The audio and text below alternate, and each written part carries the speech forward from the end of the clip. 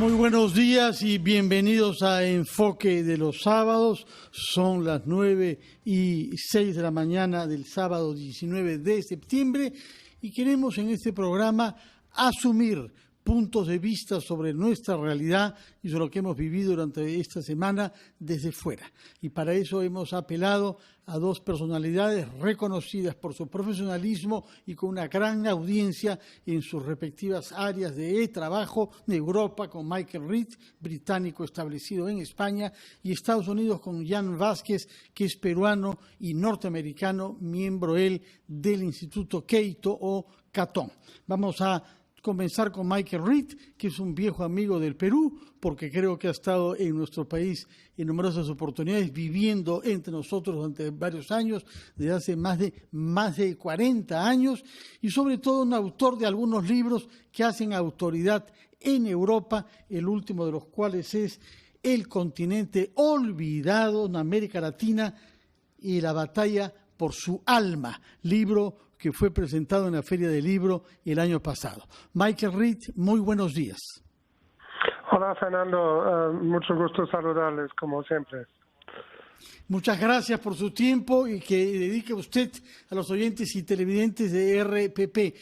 Y yo recuerdo que cuando la disolución del Congreso, decidida hace casi un año, usted fue bastante severo sobre el presidente Vizcarra y sobre la decisión que tomó. ¿Cómo ha visto la evolución política de nuestro país desde hace un año? Efectivamente, en su momento yo pensé que era desafortunado y una sobrereacción. Estuve en el Perú en enero cuando se dio las elecciones para el nuevo Congreso. En el primer momento la reacción era que era una válvula de escape, digamos, que el nuevo Congreso podría ser relativamente razonable. No ha resultado así, lamentablemente. Y yo pienso, mirando el Perú desde fuera, en este momento uno está impactado por la tragedia, pues, de la escala de la pandemia, ¿no? Y a pesar del confinamiento bastante estricto en el papel y las consecuencias económicas de eso, y estos conflictos políticos entre el Congreso y el gobierno parecen una distracción en este momento, que no es, por decir que si hay conductas ilegales tienen que ser investigados, evidentemente, pero no en la forma en que se dio, ¿no? Sí, ahora, ¿qué interpretación es la que se le viene al espíritu cuando miran a América Latina desde Europa y subraya esto que usted nos acaba de decir? El Perú es el país con peores resultados epidemiológicos y con resultados económicos muy malos también. ¿Cómo se explica que este país, que debía concentrar todas sus energías en esa doble batalla, sanitaria y económica, se haya entregado a esta semana de hostilidad política extrema, polarización radical y tentativa de vacar al presidente de la República en muy pocos días? La verdad que he estado bastante preocupado por la política peruana, por su curso, digamos, desde 2016, ¿no? Pienso que hay un proceso de descomposición política, lo que era una democracia sin partidos fuertes se ha convertido en una democracia con partidos aún menos fuertes, ¿no? Y también hay otra cosa que me parece que se ha perdido en los últimos años en el Perú, y eso es la presunción de inocencia, ¿no?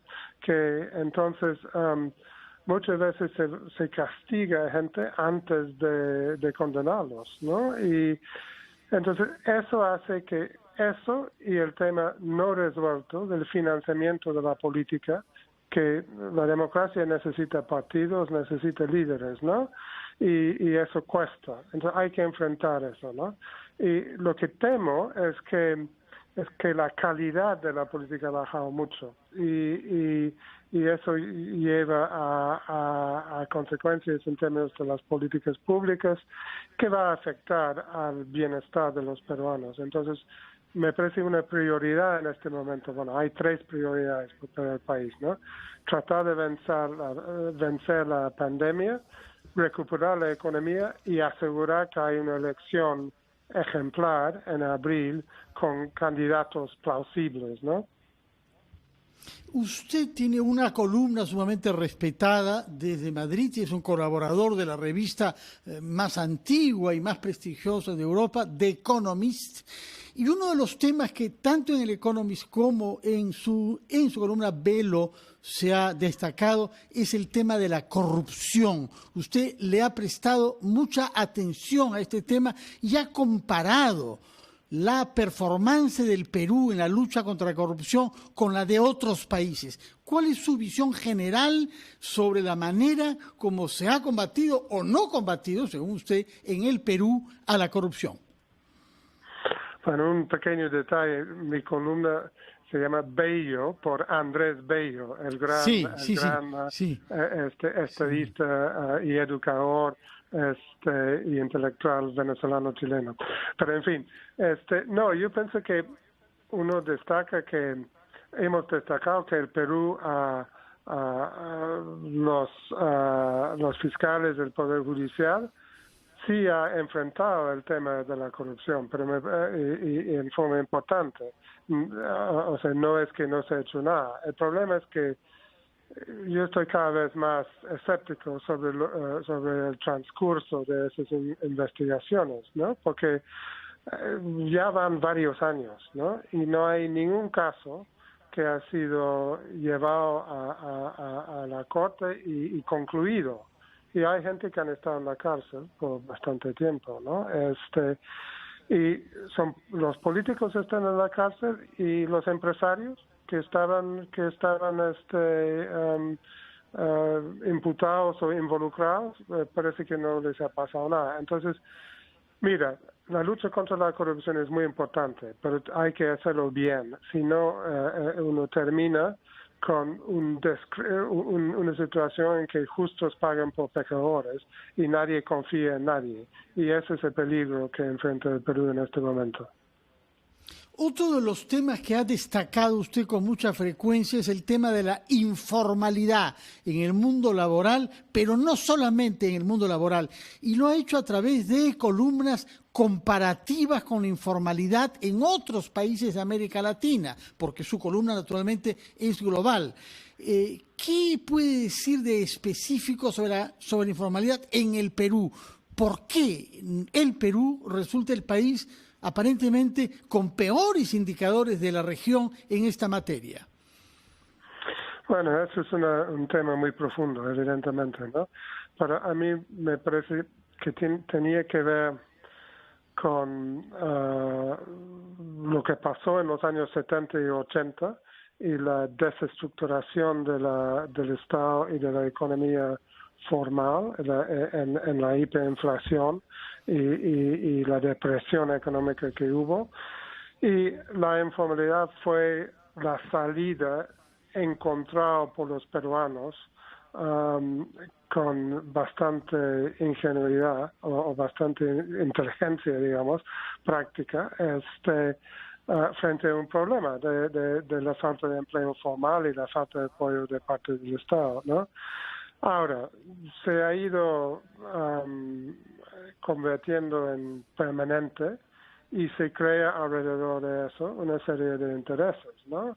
Y es muy difícil cambiarlo, ¿no? Pero obviamente hay un problema de falta de creación de empleo formal suficiente y hay un problema de burocracia absurdo en muchas cosas. Pero hay un problema, digamos, cultural, de prácticas culturales. Ahora, hay gente que dice que la informalidad no es un problema tan grande. Yo pienso que se ha mostrado en la pandemia que sí es un problema, ¿no? Que es muy difícil que el Estado llegue a esa gente para ayudarlos en una situación como la actual, ¿no? Ahora, no hay soluciones fáciles a esto y pasa por muchísimos frentes, ¿no? Desde el comportamiento del Estado, pero también el comportamiento del sector privado, porque no puede ser que hay mucha gente que prefieren crear un trabajo informal porque se sienten maltratados en un empleo formal, ¿no? Y entonces hay mucho que hacer ahí, pero esa es una tarea larga, ¿no? Que hay que empezar, pero no es ahora, ¿no? Michael Reed, quisiera que nos permita, por favor, ir a una breve pausa y a partir de las explicaciones que nos ha dado sobre la informalidad en el país, la falta de instituciones en general, políticas en particular y la corrupción, que nos diga si una crisis como la que ha vivido en el Perú hasta anoche, con el riesgo de vacar al presidente de la República, existe en algún otro país de América Latina o del mundo. Quisiéramos conocer su opinión sobre el proceso que ha culminado anoche en el Congreso de la República del Perú. Hacemos una pausa y retomamos con el ensayista y periodista británico Michael Reed.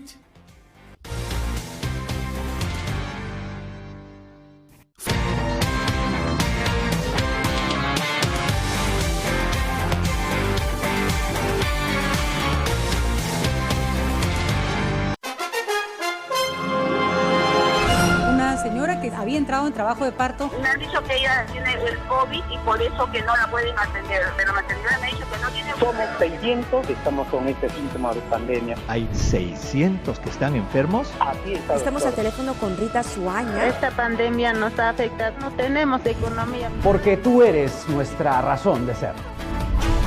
RPP, la voz del Perú. Vive la primavera con increíbles ofertas. Comedores desde 1.399 soles. Dormitorios desde 1.299 soles. Salas desde 999 soles. Casa Grande y Sal y Cerámica. Nos unimos una vez más para llevar música y alegría a todo el Perú. Prepárate para Unidos, quinta edición. Un concierto desde casa a beneficio de Ayuda en Acción y Respira Perú. No te pierdas a Son Tentación, Mar de Copas, Corazón Serrano, Davis Orozco, Dilber Aguilar, Ruth Karina, Turista y muchos artistas más. Este sábado 26 de septiembre a las 9 de la noche. Disfrútalo en vivo desde RPP TV y en el Facebook de todas nuestras radios. Unidos, quinta edición. Un concierto para estar más juntos que nunca.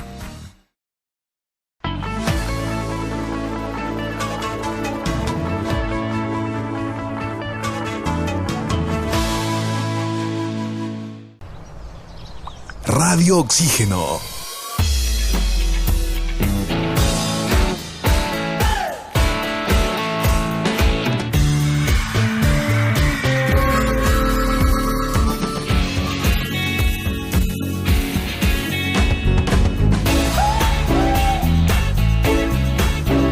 Vemos el mundo diferente porque respiramos buena música. Radio Oxígeno en Lima 102.1. Que había entrado en trabajo de parto. Me han dicho que ella tiene el COVID y por eso que no la pueden atender. De la maternidad me ha dicho que no tiene... Somos 600 que estamos con este síntoma de pandemia. ¿Hay 600 que están enfermos? Así está. Estamos al teléfono con Rita Suaña. Esta pandemia nos ha afectado. No tenemos economía. Porque tú eres nuestra razón de ser. RPP, la voz del Perú. Ya está disponible la nueva temporada del podcast Mi Novela Favorita. Recreaciones sonoras de grandes novelas con los comentarios del Premio Nobel Mario Vargas Llosa. Ingresa a rpp.pe podcast RPP y ubica a Mi Novela Favorita.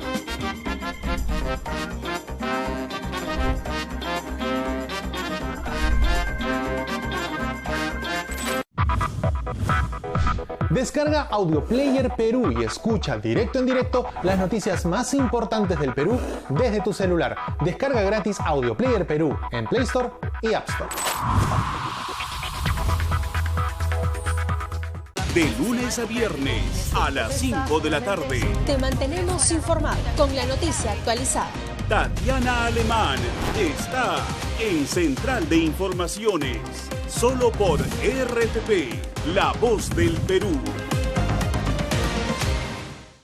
En RPP seguimos trabajando para que estés bien informado, porque bien informado tomas mejores decisiones. Sintonízanos en nuestra multiplataforma en radio y TV en simultáneo.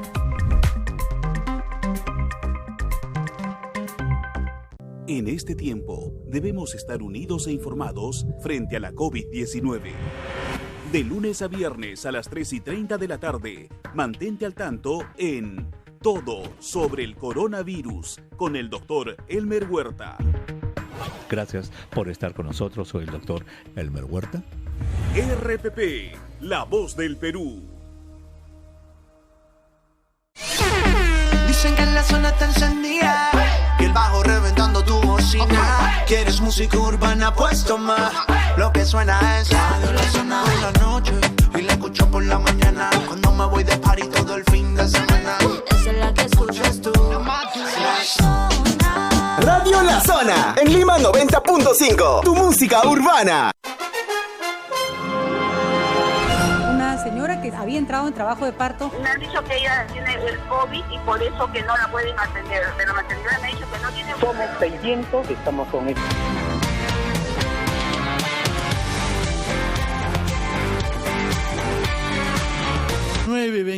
Estamos conversando con un periodista y ensayista británico, Michael Ritt, especializado en América Latina y España, quien nos ha dado sus puntos de vista sobre los temas de fondo de la sociedad peruana: informalidad, desigualdad, corrupción, falta de instituciones y decadencia de la clase política. Todo esto no ha conducido, señor Ritt, el día de anoche en particular, pero toda la semana, a una crisis, como se sabe, desatada por la revelación de unos audios que daban testimonio de comportamientos del presidente de la República que han sido severamente cuestionados. Pero la paradoja es que el Perú es el único país del mundo, hasta donde yo sé, que en esta crisis sanitaria y económica llevan a cabo una tentativa de destituir al jefe de Estado. Bueno, había en mayo, junio, había ruido en Brasil, ¿no?, sobre un posible impedimento contra el presidente Bolsonaro o un golpe de él contra la Corte Suprema. Felizmente no pasó. Lo que yo diría es que América Latina ahora enfrenta una situación extraordinariamente complicada y difícil, ¿no?, en los próximos meses y años, porque la pandemia sigue, la recesión económica es profunda en la región, tiene impacto social muy grave, con millones y millones de nuevos pobres, ¿no? Y todo eso está aconteciendo en un contexto en que ya antes la región había dejado de crecer en forma significativa económicamente y la democracia estaba bastante desacreditada, ¿no? Y vimos las protestas en varios países el año pasado. Entonces, el panorama es complicado, es incierto. Yo diría, en el caso de Perú, son realmente importantes estas elecciones que vienen, porque el Perú le fue bien en este siglo hasta hace poco, porque mal que bien tenía un rumbo, ¿no? Y tenía una certidumbre en las políticas económicas.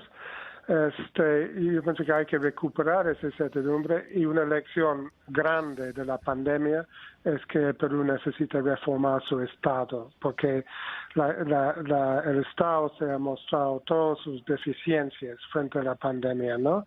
Y tiene que ser un Estado de mucha más calidad, que con mucha más capacidad de dar los servicios de salud y educación, infraestructura, etcétera, que los peruanos merecen, ¿no? De acuerdo. El hecho mismo de esta tentativa de destitución del jefe de Estado, ¿cómo cree usted que es percibida en Europa? ¿Cómo la percibe usted mismo? No, yo pienso que es, como le dije, yo pienso que es parte de este cuadro de más inestabilidad que ha habido en los últimos años en el Perú, ¿no? Con la renuncia del presidente Kuczynski, con la disolución del Congreso, con el nuevo Congreso, sobre todo tomando medidas populistas, cambiando contratos y cosas así, ¿no? Y entonces se ve dentro de ese contexto, felizmente, y me parece que es importante señalar felizmente, la tentativa de echar a la ministra de Economía, que me parece una funcionaria honesta y competente, y luego la tentativa de echar apresuradamente al presidente justo antes de una elección y en medio de una pandemia. Las dos tentativas fracasaron por una margen amplia. Y eso me parece que tiene que ver algo con la opinión pública. O sea, los peruanos no son tan tontos, ¿no?, como algunos tal vez piensan que son, felizmente. Muchísimas gracias. Muchas gracias por esa conclusión en particular. No somos tan tontos como algunos piensan que son. Muchas gracias, señor Michael Reed. Recuerdo que usted es un ensayista británico, periodista de The Economist y autor de esta columna en homenaje al filósofo y estadista venezolano radicado en Chile, Andrés Bello. Muchas gracias por el tiempo y que tenga usted un buen fin de semana. Hasta pronto, señor Michael Reed. Muchísimas gracias. Hasta luego. Gracias. Muchas gracias. Continuamos en nuestro programa Enfoque de los Sábados. Esta vez nos vamos hacia los Estados Unidos, a Washington, donde radica un compatriota que es también ciudadano norteamericano, radicado ahí desde que era niño, Ian Vázquez, una de las personalidades más conocidas en América Latina,